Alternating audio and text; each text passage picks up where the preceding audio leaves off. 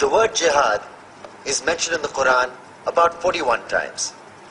The words mercy, peace, and compassion are mentioned about 355 times. Yes, come in. Come on in, Riaz. Sit down, please.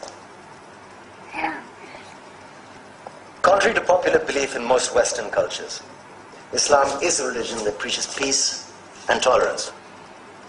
Yes, Patricia.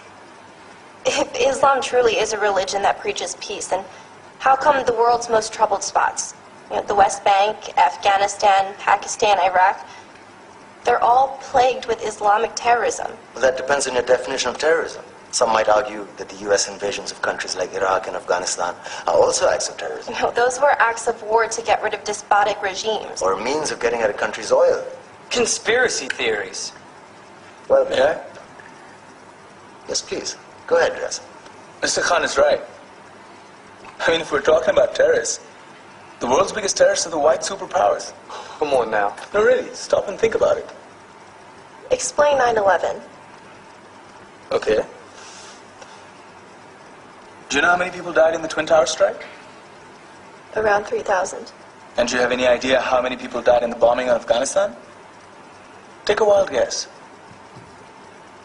More than 15,000 people died. And that's just conservative figures. About 50,000 tons of explosives were dropped on innocent civilians. Men, women, children. Yeah, but that was because of the Taliban. Now that you brought it up, did you know that the Taliban was a creation of the CIA to fight the Russians? Whatever. They were still harboring terrorists. Yeah, right. Terrorists that were never found. Just like the weapons of mass destruction that were never found in Iraq. Do you want to get into the death toll in Iraq? 500,000 civilians and counting. And what do Britain and America say when they don't find these weapons? It's simple.